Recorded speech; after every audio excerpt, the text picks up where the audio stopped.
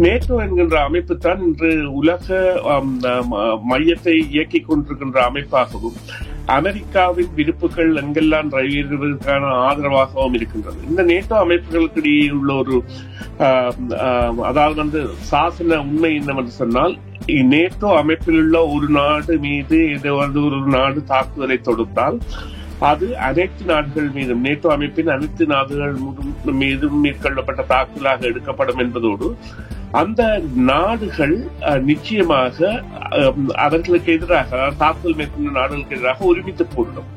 எனவே ஒருமித்த குரலாக நேட்டோ இருக்கின்றது. அதன் மூலம் தான் அமெரிக்காவால் பல வெற்றிகளை பல இடங்களிலும் சாதிக்கக்கூடியதாக இருந்தது. இல்லாமல் இருந்திருந்த நிலையில் அது பற்றிய ஒரு அலசல் தேவையில்லாமல் இருந்த நிலையில் அவர் வெற்றி பெற்றிருக்கின்றார். அது கூட பெரும்பான்மையாக, யாருமே எதிர்பார்க்காத வகையில் இரு சபைகளிலும் பெரும்பான்மையை பெற்று வெற்றி பெற்றவராக இருக்கின்றபடியால் இந்த விவகாரம் என்பது நிச்சயமாக இப்பொழுது அதாவது நடைமுறைக்கு வரப்போகின்ற ஒரு விடயமாக பார்க்கப்படுகிறது. இல்லை, அதனை சமாளிக்கக்கூடிய வல்லமை எங்களிடம் இருக்கின்றது என்ற ஒரு கருத்தையும் தெரிவித்திருக்கின்றார். குறிப்பாக எரிபொருள் மற்றும் லம்பர், குறிப்பாக மரங்களில் இருந்து வெட்டப்படுகின்ற துண்டுகள் போன்ற பல விடயங்களை ஏற்றுமதி செய்கின்ற ஒரு நாடாக இருந்த பொழுதிலும் அதனை வைத்து இந்த பேரம் பேசலை மேற்கொள்ளலாம் என்று கனடா எண்ணிய பொழுது அதனை அவர் முற்றுமுழுதாக மறுதளிக்கின்ற செய்தியை வெளியிட்டிருக்கின்றார் டொனால்ட் ட்ரம்ப். அனைத்து முதல்வர்களும் ஒன்றாக இருக்கின்ற பொழுது ஒரு முதல்வர் தனித்து சென்றால் அந்த முதல்வர் இவர்களுடன் இணைந்து செயற்பட சொல்வதை விட்டுவிட்டு அந்த முதல்வரை சென்ற காரியத்தை ஆதரிப்பது போல பிரதமர் கனேடிய மாகாணங்களை பிரிக்கின்ற முயற்சியில் ஈடுபடக்கூடாது தவறான கருத்து.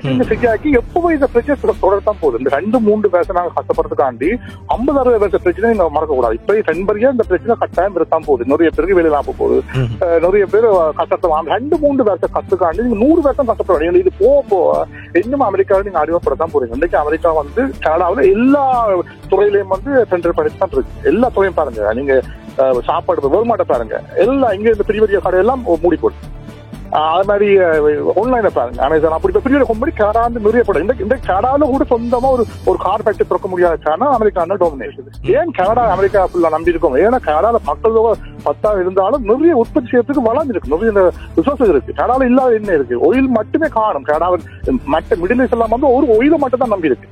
ஆனா அந்த கனடா பாருங்க, நிறைய லம்பர் இருக்குது, ஆயில் இருக்குது, கெமிக்கல் இருக்குது, ஹை டெக்னாலஜி இருக்குது, எல்லாம் இருக்கு. ஏன் அமெரிக்கா நம்பி இருக்கவன்? கனடாவை மட்டும் இல்ல, அமெரிக்காவையும் பாதிக்கும், அமெரிக்க மக்களையும் பாதிக்கும். இதை எந்த அளவுக்கு ட்ரம்ப் உணர்ந்திருக்கிறாரோ அது தெரியவில்லை. ஆனால் இந்த ட்ரம்பின் தாந்தோன்றித்தனமான சிறுபிள்ளைத்தனமான முடிவுகள், கனடாவுக்கு வரி விதிப்பது, கிரீன்லாண்டை ராணுவ பலம் மூலம் கைப்பற்றுவது, பனாமா கால்வாய் ராணுவ பலம் மூலம் கைப்பற்றுவது, கனடாவுக்கு பொருளாதார ரீதியாக அழுத்தம் கொடுத்து அவர்களை 51வது மாநிலமாக சேர்ப்பது போன்ற சிறுபிள்ளைத்தனமான அறிக்கைகளை பொறுத்தவரையில, ஒன்று அவர் தானாக இவை எல்லாவற்றையும் தானாக முடிவெடுக்க முடியாது. அவருடைய அரசில் இருக்கும் செனட்டர்கள் எந்த அளவுக்கு இப்படியான முடிவுகளுக்கு ஆதரவு கொடுப்பார்கள் என்பது ஒரு பெரிய கேள்விக்குறி. உங்களுக்கு தெரிந்தவரோ நீங்களோ விபத்தில் காயமடைந்தால், ஸ்லிப் அண்ட் ஃபால் அல்லது லாங் டேர்ம் டிசபிலிட்டிக்கு செல்ல வேண்டியதாக இருந்தால் 25 வருடங்களுக்கு மேற்பட்ட அனுபவம் வாய்ந்த பிராங்க்லின் லா ஃபர்ம் ரவி நடராஜாவை அழையுங்கள். பாதிப்பான சூழ்நிலையில் தகுந்த ஆலோசனைகளை வழங்கி கூடிய கொடுப்பனவுகளை பெற்றுக் கொடுக்கும் நம்பகமான சட்ட சேவைகளுக்கும் இலவச ஆலோசனைகளுக்கும் ரவி நடராஜா 416-245-6555 416-245-6555. ரவி நடராஜா. மீண்டும் நேர்கள் அனைவரையும் செய்தியின் பின்னணி நிகழ்ச்சியில் சந்திப்பதில் மிக்க மகிழ்ச்சி. வரும் 20ஆம் தேதி டொனால்ட் ட்ரம்ப் அவர்கள் பதவியேற்க இருக்கின்றார். இந்த பதவியேற்போடு பல முக்கிய அறிவிப்புகளை தான் வெளியிடுவேன் என்ற செய்தியை டொனால்ட் ட்ரம்ப் தெரிவித்திருக்கின்றார். இந்த நிலையில் கனடாவு மீது வரி விதிக்கக்கூடிய சாத்தியம் எழுந்திருக்கின்ற நிலை உறுதிப்படுத்தப்பட்டதாக பார்க்கப்படுகின்றது. அதற்கான ஆயத்தங்களை கனேடிய தரப்பும் செய்து வருகின்றது. அமெரிக்காவிலும் பல்வேறு முறைகளின் ஊடாக அவர்கள் இந்த விடயத்திற்கான அணுகுமுறைகளை மேற்கொண்டு வருகின்றார்கள். இது கனேடியர்களுக்கு ஒரு பெரும் சுமையாக அமையப் போவதாக பல்வேறு மாகாண முதல்வர்களும் அறிவித்திருக்கின்றார்கள். இதனை கனடா எவ்வாறு எதிர்கொள்ளப் போகின்றது என்ற கேள்வி எழுந்திருக்கின்ற நிலையில், குறிப்பாக அமெரிக்காவினுடைய இந்த அறிவிப்பு கனடாவில் இப்பொழுது இருக்கின்ற சுமையை மேலும் அதிகரிக்குமா இல்லையா? அவ்வாறெனில் எவ்வாறான சுமையை கனடா சுமக்கப் போகிறது என்ற கேள்வி எழுந்திருக்கின்றது. இது குறித்து உங்களுடைய கருத்துக்களை அறிந்து கொள்ள ஆவலாக இருக்கின்றோம். நிகழ்ச்சியில் நேர்கள் கலந்து கொள்ள அழைக்க வேண்டிய தொலைபேசி இலக்கம் 416-593-0055. இப்பொழுது எங்களோட அரசியல் ஆய்வாளர் சுரேஷ் தர்மா இணைந்திருக்கின்றார். அவரை முதலில் சந்திக்கின்றோம். அதன் பின்பு நேர்களையும் சந்திக்கப் போகின்றோம். 416-593-0055. சுரேஷ், இனிய காலை வணக்கம். குறிப்பாக இந்த 20ஆம் தேதி டொனால்ட் ட்ரம்பினுடைய பதவியேற்பை உலகமே உற்று நோக்குகின்ற பொழுது கனடாவுக்கு இது ஒரு பெரும் சுமையாக இருக்க போகின்றது என்ற செய்திகள் தான் வெளிவந்து கொண்டிருக்கின்றன. ஏனென்றால் அவர் திடமாக இந்த வரி விதிப்பு தொடர்பான ஒரு அறிவித்தலை வெளியிடுவார் என்று எதிர்பார்க்கப்படுகின்றது. பதவியேற்ற நாளிலேயே இது நிகழக்கூடிய சாத்தியக்கூறுகள் இருக்கின்றனவா? நிச்சயமாக இதை எவ்வாறு பார்க்க வேண்டும் என்று சொன்னால், இதற்கான தயாரிப்புகளில் கனேடிய அரசு அதாவது பிரதமரும் மற்றும் முதலமைச்சர்களும் இணைந்து செயற்பட்டு வருகின்றார்கள். இந்த விடயம் என்பது ஏற்கனவே இவ்வாறான வரி இருப்புகள் என்பன ஒரு நூற்றாண்டுக்கு மேலான காலத்தில் இருந்த பொழுதும் அதில் பின்னர் இணக்கம் காணப்பட்டு 2 நாடுகளிடையான வணிக உறவின் பொழுது இவ்வாறான வரி இருப்புகள் என்பன விதிக்கப்படவில்லை. ஒரு காலகட்டத்தில் இந்த வரி இருப்பு என்பது அதாவது ஒரு நூற்றாண்டிற்கு முன்னர் கூட ஒரு பெரிய சுமையாக இருந்திருந்தது. ஆனால் இப்பொழுதைய வரி இருப்பு என்பது ஒரு சாதாரணமாக ஒரு தேர்தலில் வெற்றியீட்டியதன் பின்னான காலத்தில் நவம்பர் 5க்கு அதாவது ஒரு 3 மாத காலத்திற்கிடையில் ஒரு கருப்பொருளாக உருப்பெற்றதாகவும் அதற்கு இவர் வெல்வார் என்கின்ற தீர்மானம் இல்லாமல் இருந்திருந்த நிலையில் அது பற்றிய ஒரு அலசல் தேவை இல்லாமல் இருந்த நிலையில் அவர் வெற்றி பெற்றிருக்கின்றார். அது கூட பெரும்பான்மையாக யாருமே எதிர்பார்க்காத வகையில் 2 சபைகளிலும் பெரும்பான்மையை பெற்று வெற்றி பெற்றவராக இருக்கின்றபடியால் இந்த விவகாரம் என்பது நிச்சயமாக இப்பொழுது அதாவது நடைமுறைக்கு வரப்போகின்ற ஒரு விடயமாக பார்க்கப்படுகின்றது. எனவே இது தொடர்பான வேலை திட்டங்களில் தான் கனேடிய அரசு கூட ஈடுபட்டிருக்கின்றது. இதனால் நிச்சயமாக பாதிப்பு தான் அதிகமாக இருக்கின்றது. சரி, இந்த பாதிப்பு ஏற்கனவே வரும் என்று எதிர்பார்க்கப்படுகின்ற நிலையிலும் அமெரிக்கா ஒரு பலம் வாய்ந்த சக்தியாக இருக்கின்றது. இதற்கு ஏற்றாற்போன்று தங்களை நகர்த்துவதற்கு கனடா தயாராக இருக்கின்றதா? ஏனென்றால் நேற்றைய தினம் பல்வேறு மாகாணங்களைச் சேர்ந்த முதல்வர்களோடு பிரதமர் சந்திப்பை மேற்கொண்டிருக்கின்றார். இவர்களுடைய இந்த திட்டமிடல்கள் என்பது தற்போதைய காலகட்டத்தில் ஒரு குறுகிய காலத்தில் வரி விதிக்கப்பட்டால் அதனை எதிர்கொள்வதற்கு தயாராக இருக்கின்றார்களா? ஏனென்றால் டொனால்ட் ட்ரம்ப் அவர்கள் கனடாவில் இருந்து எங்களுக்கு ஒன்றுமே தேவையில்லை, அதனை சமாளிக்கக்கூடிய வல்லமை எங்களிடம் இருக்கின்றது என்ற ஒரு கருத்தையும் தெரிவித்திருக்கின்றார். குறிப்பாக எரிபொருள் மற்றும் லம்பர், குறிப்பாக மரங்களில் இருந்து வெட்டப்படுகின்ற துண்டுகள் போன்ற பல விடயங்களை ஏற்றுமதி செய்கின்ற ஒரு நாடாக இருந்த பொழுதிலும் அதனை வைத்து இந்த பேரம் பேசலை மேற்கொள்ளலாம் என்று கனடா எண்ணிய பொழுது அதனை அவர் முற்றுமுழுதாக மறுதளிக்கின்ற செய்தியை வெளியிட்டிருக்கின்றார் டொனால்ட் ட்ரம்ப். இதனை சமாளிக்கக்கூடிய நிலையில் கனடா இருக்கிறதா அல்லது இதற்கான திட்டமிடல் என்பது எப்படி மேற்கொள்ளப்பட வேண்டும் என்று நீங்கள் நினைக்கின்றீர்கள்? இல்ல, இது ஒருமித்த குரலாக கனடா செயற்பட வேண்டிய தேவை இருக்கின்றது. நீங்கள் குறிப்பிட்டது போல இவ்வாறான செயற்பாடுகள் இருக்கின்ற பொழுதும் இங்கே கன்சர்வேட்டிவ் கட்சியின் செயற்பாடு என்பது கனடாவை பலவீனப்படுத்துவதாக அமைந்திருக்கின்றது. அரசியல் அதாவது இவ்வாறு கூறுங்கள், டொனால்ட் ட்ரம்ப் போன்றது ஒரு கட்சி தான் கன்சர்வேட்டிவ் கட்சி. அவர் வெற்றி பெற்ற அவருடைய கட்சி, அதன் பிரதிபலிப்பு கனடாவில் அந்த கட்சி. எனவே நாளை டொனால்ட் ட்ரம்புடன் கைலாக கொடுக்கக்கூடிய நிலையில் கன்சர்வேட்டிவ் கட்சியின் தலைவர் இருக்க வேண்டும் என்றால் அவர் கூட டொனால்ட் ட்ரம்பினுடைய முகத்தை எடுக்க வேண்டும். அவருக்கு எதிராக இருந்து கொண்டு செயற்பட முடியாது. இந்த நிலையில் நீங்கள் பார்த்தீர்களானால் அனைத்து முதலமைச்சர்களும் ஒன்றாக செயற்பட்ட பொழுது அல்பர்டா முதலமைச்சர் டேனியல் ஸ்மித் அவர்கள் அந்த கூட்டங்களில் தன்னை தவிர்த்ததல்லாமல் டொனால்ட் ட்ரம்புடைய புளோரிடா மாளிகைக்கு விருந்தொன்றுக்கு சென்று வந்திருக்கின்றார்.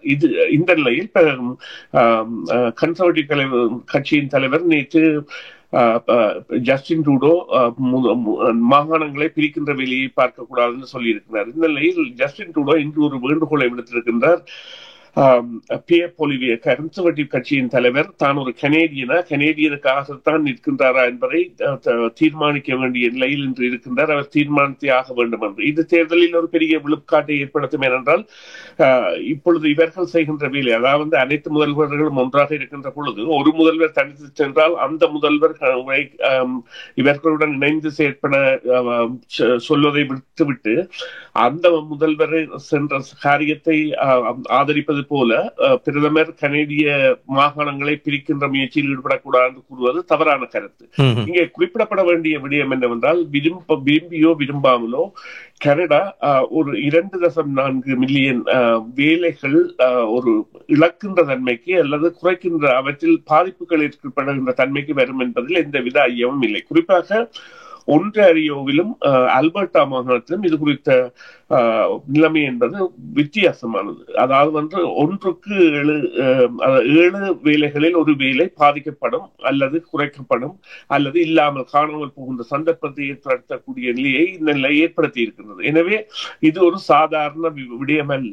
அதைவிட இந்த நீங்கள் குறிப்பிட்ட இந்த ஏற்றுமதி இறக்குமதி விவகாரங்கள் மற்றும் நாளாந்த போக்குவரத்துகள், நாளாந்த கொடுப்பனவுகள், இந்த உணவு, பல விடயங்கள், இவற்றையெல்லாம் தாண்டி அமெரிக்கா செயற்பட முடியுமா என்பது அதாவது சாத்தியமற்ற ஒரு பொருளாக டொனால்ட் ட்ரம்ப் அவர்கள் முன்வைக்கின்றார் என்று குறித்தாலும் அவர் அதனை முன்வைப்பதற்கான தேவை என்னவென்றாக இருக்கிறது என்றால், அவர் அதனை ஒரு நெகோசியேஷன் பாயிண்டாக, அதாவது பேச்சுவார்த்தைக்கு ஒரு மூலமாக பயன்படுத்தினார். உங்களை பெரிய கவலை இல்லை என்றால் அப்ப நாங்கள் போய் கதைக்க வேண்டும். கதைக்கின்ற பொழுது அவர் அந்த 20 வீதத்தை சில வேளைகளில் 25 வீதத்தை சில வேளைகளில் 20 வீதமாக குறைக்க முயல்வார்.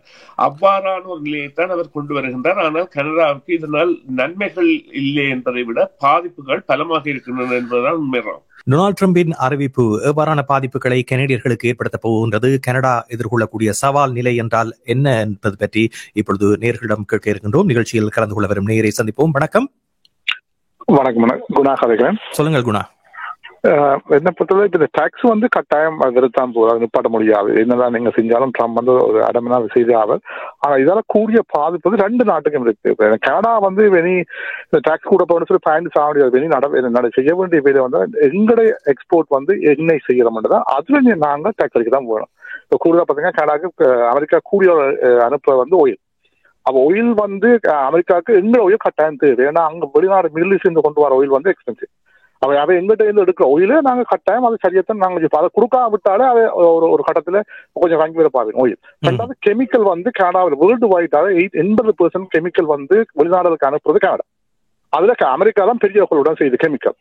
அப்ப அதெல்லாம் எங்களுக்கு பெரிய ஒரு வருமானம். பாருங்க, அமெரிக்கா இந்த கம்பெனி நிறைய கம்பெனி கனடாவில் இருக்குது.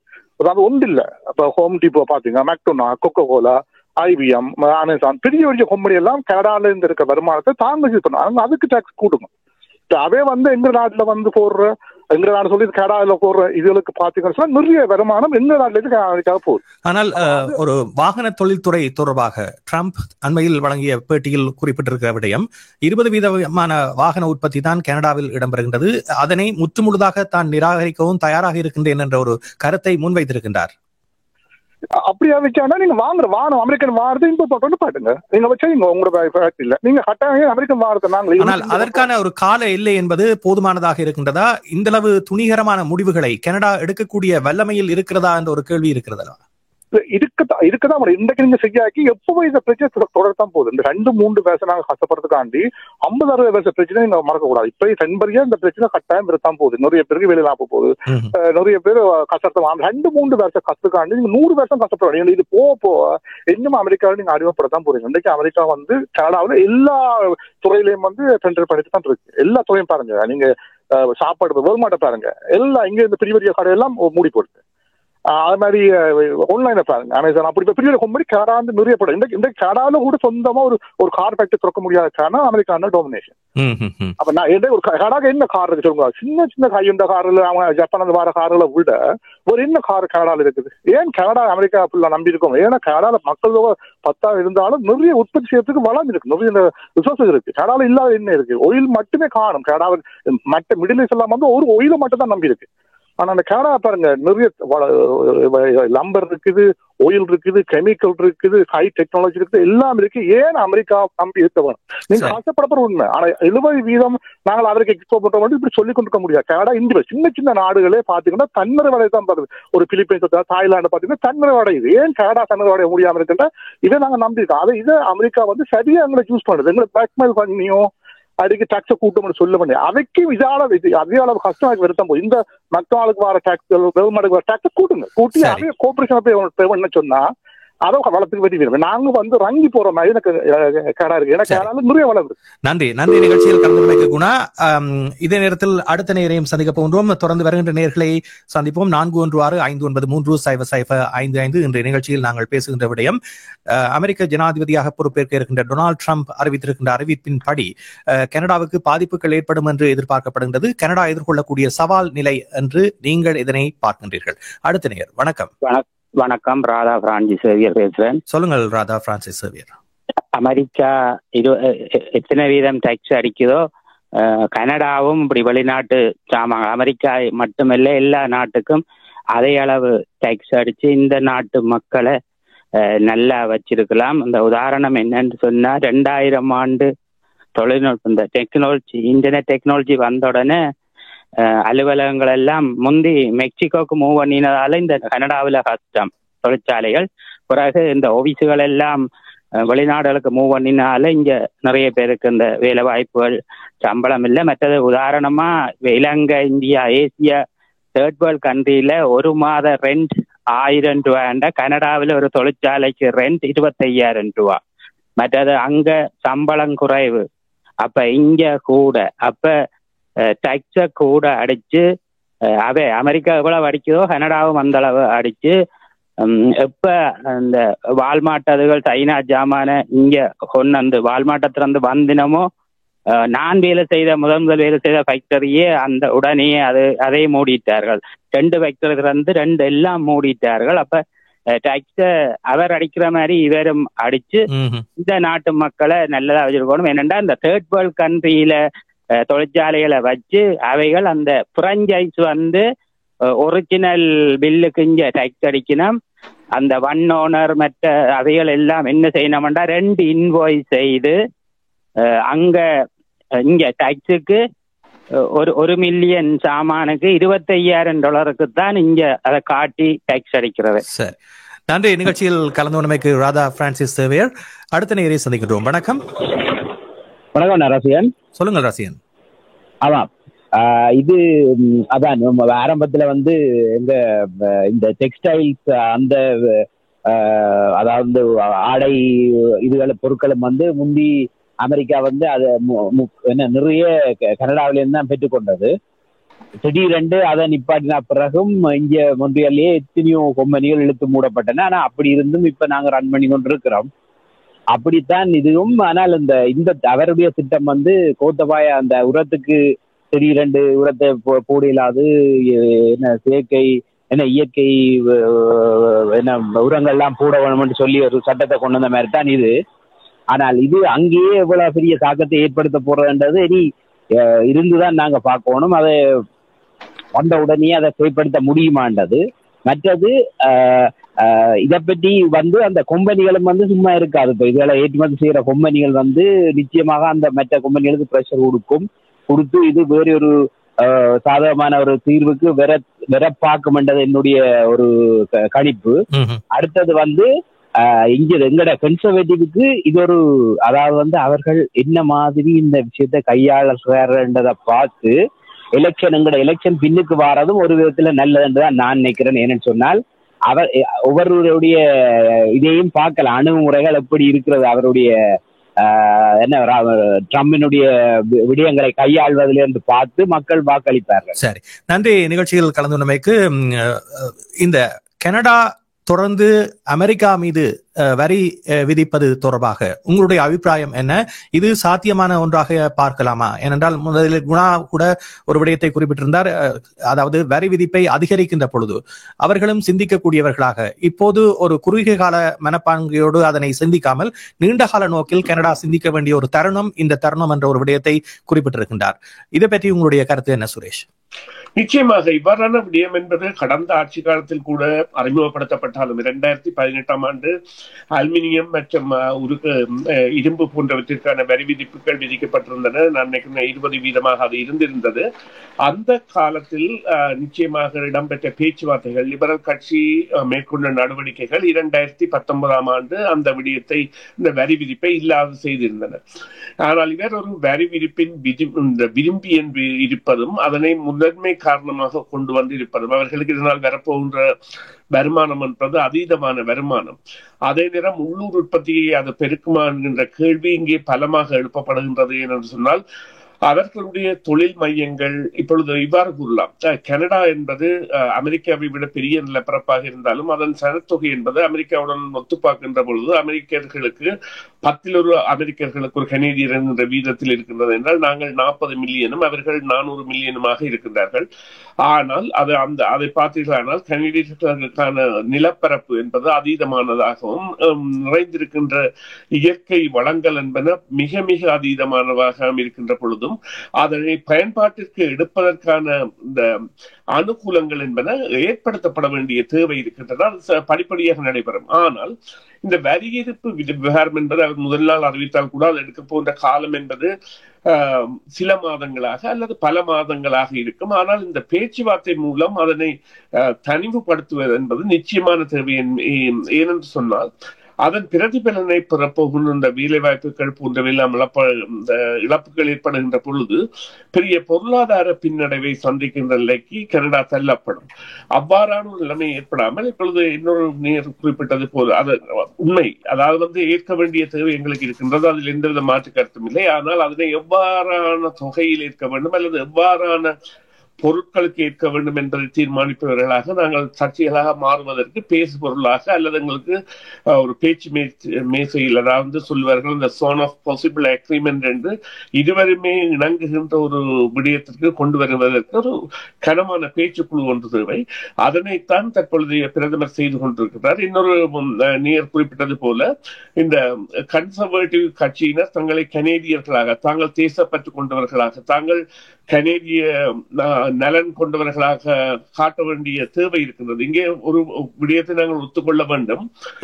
எந்த அரசுகள் வந்தாலும் அவர்கள் இந்த லொபிஸ்ட் எனப்படுகின்ற ஒரு சில நபர்களின் கட்டுப்பாட்டுகள் இருக்கின்ற அரசுகளாகத்தான் இருக்கின்றார்கள். இப்பொழுது NDP தலைவர் கன்சர்வேட்டிவ் தலைவர் மீதான பெரிய குற்றச்சாட்டை வைக்கின்றார். அவர் லொபிஸ்ட் சொல்வதைத்தான் செய்வார். அவர் லொபிஸ்டால் சுற்றி வளைக்கப்பட்டு அவர்களுடைய காபாத்தில் இருக்கின்றார். அவருக்கு கனடாவை பற்றிய அக்கறை இல்லை என்று அதே துணைப்பொருளை இன்று ஜஸ்டின் ட்ரூடோ கொண்டு வந்திருக்கிறார். எனவே அவர்கள் கூட ஒன்றிணைந்த சக்தியாக இருப்பதற்கு இது வழிவகுக்க போகின்றது என்றே நம்பலாம். ஏனென்றால் அந்த பேச்சுக்கள் மூலம் விதிக்கப்படுகின்ற வரியின் வீதத்தை குறைப்பதோடு எந்தெந்த பொருட்களுக்கு என்பதை கூட மட்டுப்படுத்தக்கூடிய திறமையும் ஆளுமையும் கனேடிய தலைமைகளிடம் இருக்கின்றது என்பதை நாங்கள் நம்ப வேண்டும்.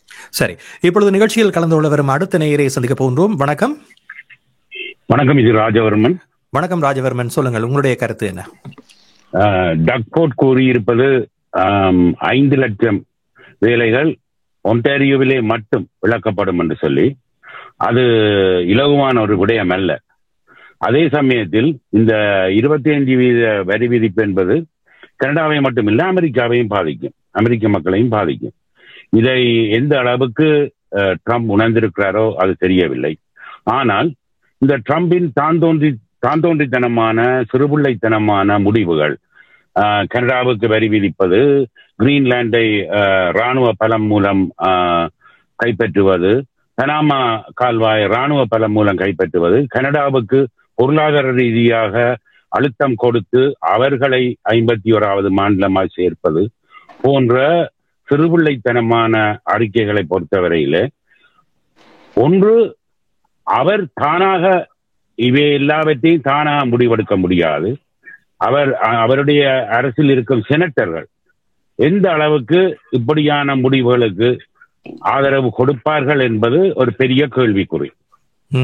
ஆகவே நாங்கள் பொறுத்திருந்தான் பார்க்க வேண்டும். 20ஆம் தேதிக்கு பிறகு இது எவ்வளவு விரைவாக அவர் முடிவுகளை எடுக்கிறாரோ அல்லது தாமதமாக எடுக்கிறாரோ, ஒருவேளை இப்படியா இருக்கலாம். அதாவது கனடாவிலிருந்து வரும் பொருட்களுக்கு நான் 5% வரி விதிக்கிறேன் அல்லது 10% விதிக்கிறேன் என்று சொல்லி சொன்னால் அதற்கும் கனடா எதிர்ப்பு தெரிவிக்கும். ஆனால் 25% வரி விதிக்கிறேன் என்று சொல்லிவிட்டு அதை நான் குறைத்திருக்கிறேன் 10 அல்லது 5% குறைத்திருக்கிறேன் என்று சொல்லி சொல்லும் போது கனடா அப்பாடா 25% இல்லைத்தானே, 5% அல்லது 10% இல்லை, 10% தானே, சரி கொடுத்து விட்டு போவோம் என்ற ஒரு முடிவுக்கும் பெறக்கூடும். ஆமாம், அவர் ஒரு வர்த்தகர் என்ற ரீதியில் அந்த அணுகுமுறையை பின்பற்றலாம். நிச்சயமா. சரி, நன்றி ராஜவர்மன். நிகழ்ச்சியில் கலந்து கொண்டமைக்கு. அடுத்த நேயரை சந்திக்க போகிறோம். வணக்கம். ஹலோ, வணக்கம். யார் பேசுகிறீர்கள்? நான் சூரி கலைக்கிறேன். என்னண்டா இது ஒரு டெரர் அட்டாக் மாதிரி. இது எங்கட பொலிசியில கனடா பொலிசியில கணக்க பிள்ளைகள் இருக்குது. அதை நாங்கள் சரி பண்ண வேணும். முதலாவது நாங்கள் சீனாவை முற்றுமுழுதாக இருக்கப்படாது, ரஷ்யாவை முற்றுமுழுதாக இருக்கப்படாது, அவைகளோட சேர்ந்து போகணும். நாங்கள் பலஸ்தீன பிரச்சனையில பெரிய பிளவிட்டு இருக்கிறோம்.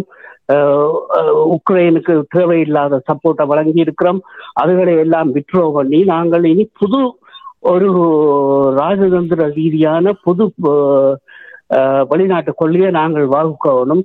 வகுத்தா ட்ரம்ப் லேசான ஆளில் எங்களுக்கு ஒரு சின்ன ஒரு அட்டாக் விட்டாலும் எங்களால் சமாளிக்க இயலாது. அதுக்கு நாங்கள் தயாராக வேணும். இது ஒரு சாதாரண விஷயம் இல்லை. இதை நாங்கள் பெருசாக எடுத்து நாங்கள் எங்களுடைய முழு சப்போர்ட்டையும் வழங்கணும். பொலிவியர் இதுக்கு சரியான ஆள் இல்லை. ஜக்மீத் சிங் தான் இதுக்கு சரியான ஆள். நாங்கள் NDP பக்கம் நாங்கள் சேர வேணும். அப்பதான் நாங்கள் முழு வீதமாக ட்ரம்பை எதிர்க்க முடியும். ஒட்டுமொத்த கனேடியர்களாக ஜக்மீத் சிங்குக்கான ஆதரவு நிலை என்று இது ஒரு சாத்தியமான நிலையாக இருக்கும் என்று பார்க்கிறீர்களா? இது இப்போதைக்கு சாத்தியமானது இல்லை என்றாலும் நாங்கள் ஒரு முழு அளவிலான ஆதரவை அவருக்கு கொடுக்க வேணும். தொடர்ந்து வரும் நேரை சந்திக்க போகின்றோம். வணக்கம். வணக்கம். யார் பேசுகின்றீர்கள்? நான் ஞானவண்ணன் பேசுகிறேன். சொல்லுங்கள் ஞானவண்ணன், உங்களுடைய கருத்து என்ன? கனடா எதிர்கொள்ளக்கூடிய சவால்கள் என்ன? சவால்கள் அநேகம் உண்டுதான். ஏனென்றால் திடீர் மாற்றங்கள். ஆனால் உதாரணமாக ட்ரம்ப் கொண்டு வந்த முடிவுகள், அதாவது கனடாவை ஒரு 51வது ஸ்டேட்டாக மாற்றுவேன், எல்லாவற்றால் டென்மார்க்கை நான் எடுப்பேன், கிரீன்லாண்டை எடுப்பேன் என்று சொல்லுவதெல்லாம் உலக வரைபடத்தை பொறுத்த அரசியல்கள். சாதாரணமான ஒரு சிறுபிள்ளைத்தனமான ஸ்டேட்மெண்ட் கிடையாது. ஆகலும் ஒரு குழந்தை பிள்ளைத்தனமான அறிக்கை கிடையாது என்றால் இது உலக அரசியல். உதாரணமாக சைனாவுடைய இன்ஃபில்ட்ரேஷன், ஊடுருவல் கனடாவுக்குள்ள இருக்கிறது, இந்தியாவினுடைய இருக்கிறது, ரஷ்யாவினுடைய இருக்கிறது. இந்த கனடாவுடைய நிலைப்பாடு இவ்வளவு காலமும் சரித்திரத்தை பார்க்கும் பொழுது அமெரிக்காவை மாத்திரம் பெரிதாக தங்கி இருந்தது. ஆனால் இப்பொழுது அப்படி இல்லை. வேறு நாடுகளுடைய ஊடுருவல்கள் இங்கே இருக்கிறது. அதுவும் ஒரு காரணம் அந்த விதமான ஒரு ஸ்டேட்மெண்ட் சொல்லுகிறதுக்கு. ஆகவே அதை சொன்னாலும் அதை ஒரு நாளைக்கு போய் விட்டவுன்ற மாதிரி ஒரு காரியம் இல்லை என்பது ட்ரம்புக்கு வடிவாகவே தெரியும். அது நிச்சயமாக தெரியும். ஆனால் அதை விட வரி விதிப்பது என்றெல்லாம் சொல்வது தனிய கனடாவில இருந்து நன்மை பெறுவதற்கு மாத்திரம் கிடையாது. என்றால் கனடாவை ஒரு மத்திய ஸ்தலமாக பாவித்து மற்ற நாடுகளும் கூட இங்கே அமெரிக்காவுக்குள்ளே காரியங்களை வாய்க்கப்படுகிறது. அதுவும் ஒரு பெரிய உலக அரசியலை பொறுத்தமட்டில் ஒரு பெரிய காரியமாக இருக்கு. ஏனென்றால் சரித்திர நிலைமையை எடுத்து பார்த்தீங்கன்னா முந்தி இருந்த நிலைமையில அமெரிக்கா இல்லை இப்பொழுது. அதுக்கு ஒரு பெரிய காரணம். அதனாலதான் மேக் அமெரிக்கா கிரேட் அகெயின் என்ற ஒரு ஸ்டேட்மெண்ட் கொண்டு வந்தார்கள். ஏனென்றால் அவர்களுக்கு தெரியும் பின்தங்கி போகிறது. அவர்களுடைய கடன், உலக வங்கியில இருக்கிற கடன் எத்தனையோ ட்ரில்லியன். இதுகளெல்லாம் திருப்பி இருக்கணும். அநேக நாடுகளுக்கு தெரியும். அநேக கொமெண்டரிஸ் இதை பற்றி கருத்து சொல்லுகிறவர்கள் பார்த்தீங்கன்னா அமெரிக்கா இனி மீளாது அப்படியெல்லாம் கருத்து வருகிறது. Which is part of it true. ஒரு பகுதி உண்மையாக இருக்குது. அப்ப அமெரிக்கா இப்பொழுது தலை நிமிர வேணுமா இருந்தால் அவையில் ஒரு சில தீர்மானங்களை தீர்க்கமாக எடுக்க வேண்டிய நிலை. அதுதான் உண்மையான ஜதார்த்தம். சரி, நன்றி. நிகழ்ச்சியில் கலந்து கொண்டமைக்கு ஞானவண்ணன். சுரேஷ், பல நேயர்களுடைய கருத்துக்களை கேட்டிருப்பீர்கள்.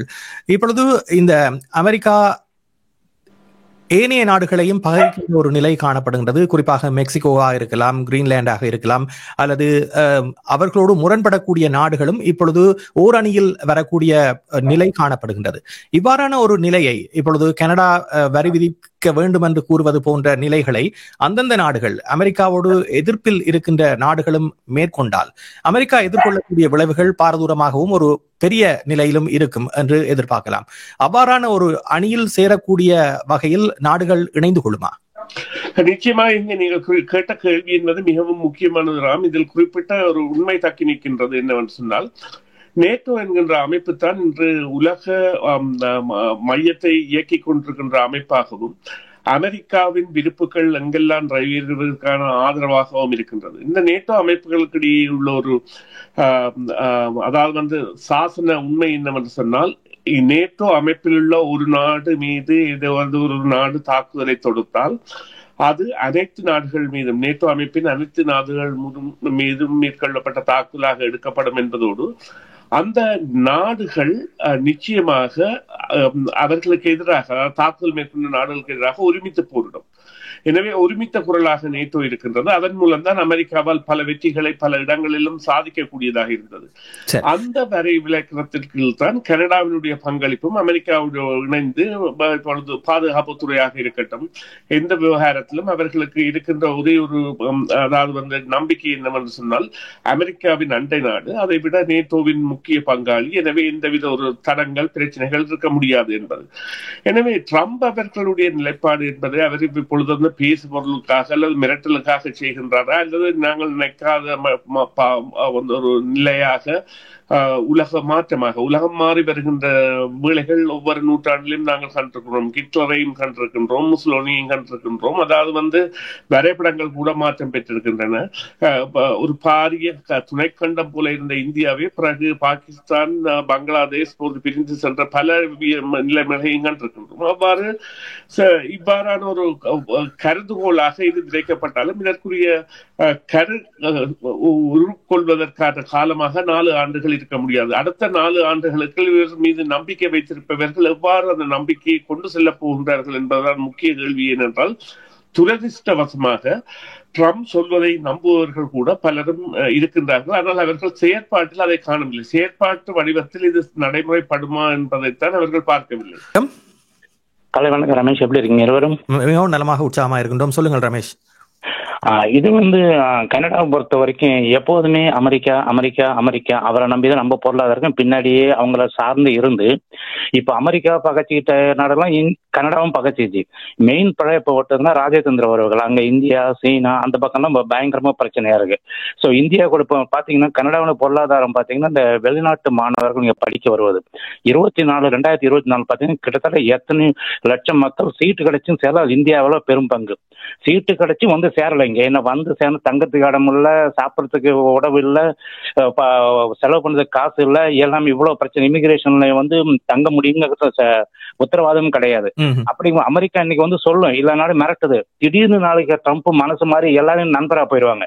அப்ப இவங்க பின்னாடி போய் இவங்க பெரிய பிரச்சனை மாட்டிடுவாங்க. ஸோ கனடா பொறுத்த வரைக்கும் என்னதான் அமெரிக்கா கூட இருந்தாலும் இவங்க அதை பேஸ் பண்ணி மற்ற நாடுகள் அவங்க போற வெளியே போனதான் கனடாவுக்கு பெரிய பிரச்சனை. ஸோ இதுல என்டிபி சேர்ந்து என்டிபி எல்லாம் நீங்க பண்ணலாம், தப்பு கிடையாது. அதே நேரத்தில் ஆளுமை மிக்க தலைமை எங்கேயுமே கனடால கிடையாது. அதுதான் பெரிய பிழை. ஸோ அதை சரி பண்ணி நல்லபடி கொண்டதான் நிச்சயமா வரும், இல்லைன்னா ப்ராப்ளம் தான். சரி, அடுத்து நேரே சந்திப்போம். வணக்கம். வணக்கம், நான் கரண் கரைக்கிறேன். சொல்லுங்கள் கரண். அதாவது கனடா அமெரிக்காவிலே நிறைய தங்கி இருந்தாலும் அந்த கனடா தான் செய்கின்ற ஏற்றுமதிகளுக்கும் வரிகளை விதிக்க தொடங்கினால்தான் அமெரிக்காவும் அதனுடைய தாக்கத்தை உணரும். அதாவது உதாரணமாக மின்சக்தி வழங்கப்படுவது, மற்றது அல்பர்டாலிருந்து ஆயில் வழங்கப்படுவது அங்கே சுத்திகரிக்கப்பட்டு வந்தால் கூடவே மிகவும் மலிவான விலையில அமெரிக்கா அதனை பெறுகின்றது. அப்ப அந்த விலைக்கு அவர்கள் வேறு நாடுகளிலிருந்து பெறுவது குறைவாக இருக்கும். ஆகையால அந்த தாக்கங்கள் எல்லாம் அவர்களுக்கு வரக்கூடியதாக இருக்கும். அதனை உணர்த்தக்கூடியதாக மறு நடவடிக்கைகள் எடுக்க வேண்டும். அதைத்தான் ஜஸ்டின் ட்ரூடோ என்று செய்திருக்கின்றார் என்று நல்ல மாகாண தலைவரோட கலந்து ஆலோசித்திருக்கின்றார். ஆகையால் அது ஒரு சரியான முடிவாக இருக்கும். மற்றது அமெரிக்கா உலக நாடுகள் பலவற்றையும் கைப்பற்ற வேண்டும் என்ற நிலையில எடுப்பது ரஷ்யாவோட ஒரு பெரிய நாடாகத்தான் வந்தால்தான் அதனை எதிர்கொள்ள முடியும் என்பதும், அதே போல வருகின்ற ஏவுகணைகள் போன்றவை அமெரிக்காவுக்குள் பிரவேசிப்பதற்கு முன்னமே அதனை தாங்கள் இன்டர்செப்ட் பண்ணவோ அல்லது கண்டுபிடிக்கக்கூடியதாக இருக்க வேண்டும் என்ற ஒரு நோக்கமும் உள்ளதால் தான் அவர் அப்படியான நடவடிக்கை எடுக்கின்றார். ஆனால் அந்தந்த இறமை உள்ள நாடுகள் அந்த மக்கள் தான் தீர்மானிக்க வேண்டும் அவர்கள் என்ன செய்வது என்பது. அதனால இது ஒரு தாண்டோண்டித்தனமான எண்ணமாக இருந்தாலும் அதிலேயும் சில உட்கருத்து அவர்கள் மத்தியில இருக்கின்றது. சரி, நன்றி நன்றி கரண். நிகழ்ச்சியில் கலந்தமைக்கு நிகழ்ச்சியின் நிறைவு நேரை நாங்கள் சந்திக்க போன்றோம். வணக்கம். வணக்கம், யார் பேசுகின்றீர்கள்? நான் கஜன் கேட்கிறேன். சொல்லுங்கள் கஜன். கனடா பொறுத்தவரை அமெரிக்கா இல்லாட்டி கனடா இல்லையன்ற மாதிரி தான் இப்ப இருக்கு. பாதுகாப்பு பாத்தீங்கன்னா எல்லாமே அமெரிக்காவை தாங்கி தான் இருக்கு. ஒரு வடகொரியா வந்து ஒரு ஏவுகணையை டெஸ்ட் பண்ணிக்க ஒரு கனடியன் ரிப்போர்ட்டர் இருக்கான் ஜஸ்டின் ட்ரூடோட்ட, உங்களை இதை எதிர்க்கிறதுக்கு எதையாவது இருக்கான்னு அவர் சொல்றாரு அமெரிக்காட்ட இருக்கு, அதே எங்களை பாதுகாப்பு. இப்ப இலங்கை கனடாவில் ஒரு பயங்கரவாத தாக்குதல் நடக்க போதுண்டா அதையே அமெரிக்காவில இருந்து CIA தான் இவங்களுக்கு முதல் அறிவிக்கும். அப்படி ஒரு நிலைமை தான் இங்க இவ்வளவு ஆழமே இருக்கு. அது மாதிரி நீங்க அமெரிக்காவை எதிர்த்து ஒன்றுமே செய்யலாது. அவங்களுக்குள்ள உங்களை ஒரு ஸ்டேட்மெண்ட் தான் வச்சிருந்திருக்கிறாங்க. அதே நேரத்தில் நீங்கள் கூறுவது ஒரு விடயமாக இருந்தாலும் மறுபுறத்தில் கனடாவினுடைய புலனாய்வுத்துறை என்பது உலக புலனாய்வு துறைகளில் மிகச்சிறந்த ஒரு நிலையில் இருக்கக்கூடிய ஒரு அமைப்பும் கனடாவிடம் இருக்கின்றது என்ற ஒரு விடயத்தையும் நாங்கள் இந்த நேரத்தில் சொல்லிக்கொள்வோம். நன்றி. நிகழ்ச்சியில் கலந்து கொண்டமைக்கு. விளம்பரங்களை தொடர்ந்து நிகழ்ச்சியின் நிறைவு பகுதியில் நாங்கள் சுரேஷிடம் சில விடயங்களை கேட்டறிந்து கொள்வோம். நிகழ்ச்சியின் நிறைவு கருத்தாக சுரேஷ், நீங்கள் என்ன சொல்ல விரும்புகின்றீர்கள்? பல நேயர்களுடைய கருத்துக்களை கேட்டிருப்பீர்கள். நிச்சயமாக நேர்களுடைய ஆதங்கங்களும் நாங்கள் எதிர்பார்ப்புகளை வெளியிட்ட விடயமும் ஒன்றாகவே இருக்கின்றது. அனைவருடைய பார்வையும் இப்பொழுது நிச்சயமாக இந்த வரி இருப்பு தொடர்பாகவும் கனடாவின் ஆளுமை தொடர்பாகவும் அக்கறை கொண்டதாக இருக்கின்றது என்பது ஒரு ஆரோக்கியமான விடயம். எனவே கனடாவிற்குரிய அரசியல் தலைமை தேர்தலின் பொழுது எதாக இருக்க வேண்டும் என்பதை தீர்மானிக்கின்ற சக்தி மக்களிடமே இருக்கின்றபடியால் அதில் ஒரு பெரிய மாற்றம் ஏற்படக்கூடிய சாத்தியக்கூறை ட்ரம்ப் அவர்கள் வார திங்கட்கிழமை ஏற்படுத்தி விடுவார். திங்கட்கிழமை அவர் பதவியேற்றதும் செய்ய போகின்ற நடவடிக்கைகள் ஜஸ்டின் ட்ரூடோவின் தலைமை குறித்த மீள் பரிசீலனை அல்லது அவரது ஆளுமை குறித்த மீள் நியாயப்பாடுகளை வெளிக்கொண்டு வருவதாகவும், அதே நேரம் எதிர் வரும் தலைவராக வரப்போகின்றவர் எவ்வாறு செயற்பட போகின்றார் என்பதை நிரூபிக்க வேண்டிய தேவையை குறிப்பாக கன்சர்வேட்டிவ் கட்சி தலைவருக்கு, அவர் கனடாவின் அதாவது தேசப்பற்றுள்ளவராக அல்லது தான் ஒரு தேச துரோகி இல்லை என்று காட்டுவதற்கான நடவடிக்கையை மேற்கொள்ள வேண்டிய தேவையையும் அமெரிக்க எதிர்ப்பை வெளிவிடக்கூடிய தேவையையும் அது இந்த விடயம் ஏற்படுத்தி இருக்கின்றது. எனவே இனிவரும் வாரங்கள் என்பன மிகவும் கனேடியர்களுக்கு சுமை நிறைந்ததாகவும் மற்றும் அவர்களது பங்களிப்பை வழங்குவதாகவும், அதாவது தேர்தல்களின் போதான பங்களிப்பு மற்றும் கருத்து பங்களிப்பு மற்றும் போராட்டங்கள் கூட இடம்பெறக்கூடிய சாத்தியங்கள் இருக்கும். கனடாவை நோக்கி அமெரிக்க எதிர்ப்பு போராட்டங்கள், அதன் பொழுதெல்லாம் தங்களுடைய பங்கை வெளிப்படுத்தக்கூடிய தேவைகளை அவர்கள் காலத்தின் கட்டாயமாக செய்ய வேண்டும். ஏனென்றால் இது முழு கனேடியர்களுக்குமான ஒரு பிரச்சனையாக உருவெடுத்திருக்கின்றது. நிச்சயமாக அனைவருக்குமான இந்த வேலை பற்றாக்குறை என்பது நிச்சயமாக இந்த புலம்பெயர்ந்த சமுதாயங்களை பெரிதாக பாதிப்பதாக அமையக்கூடிய ஒன்று. அதாவது பார ஊர்திகள் வைத்திருப்போர், பார ஊர்திகள் ஓட்டுவோர் மற்றும் இந்த வாகன உதிரிப்பாக தொழில்நுட்பங்கள் அல்லது வேலை இடங்களில் எல்லாம் பெரிதாக இருப்பவர்கள் அந்த புலம்பெயர்ந்த சமூகங்களை சார்ந்தவர்கள் என்பதால் மக்கள் இந்த விடயத்தில் தங்களுடைய அதீத பங்களிப்பை செலுத்துவார்கள் என்ற நம்பிக்கையை நாங்கள் வெளியிட்டு உங்களிடமிருந்து விடைபெறுகின்றேன். நன்றி சுரேஷ், நிகழ்ச்சியில் கலந்து கொண்டமைக்கு. அதோடு கனடிய தேர்தலிலும் இது மிகுந்த செல்வாக்கு செலுத்தக்கூடிய ஒரு காரணியாகவும் இருக்க போகிறது. இன்றைய நிகழ்ச்சியில் கலந்து கொண்ட நேயர்களுக்கும் உங்களுக்கும் நன்றி தெரிவித்துக் கொண்டு விடைபெறுகின்றோம். மீண்டும் மற்றொரு பொழுதிலே சந்திப்போம். நன்றி ராம், நன்றி நேயர்களே, மீண்டும் ஒரு பொழுதில் சந்திப்போம். CMR யூடியூப் சேனலில் இணைந்திருக்கும் நேயர்கள் அனைவருக்கும் எமது நன்றி. காமெண்ட்ஸ் பகுதியில் உங்கள் கருத்துக்களை தெரிவிக்க தவறாதீர்கள். முக்கிய செய்திகள், காணொளி தொகுப்புகள், நேர்காணல் என பலதரப்பட்ட அம்சங்களையும் உங்களுக்காக தருகின்றது CMR யூடியூப் சேனல். CMR என்று சர்ச் செய்து எமது யூடியூப் சேனலை சப்ஸ்கிரைப் பண்ணுங்கள். உங்கள் உற்றார் உறவினர் நண்பர்களோடும் இந்த காணொளி தொகுப்புகளை பகிர்ந்து கொள்ளுங்கள். அருகில் இருக்கின்ற முக்கிய காணொளி தொகுப்புகளையும் தவறவிடாமல் பாருங்கள்.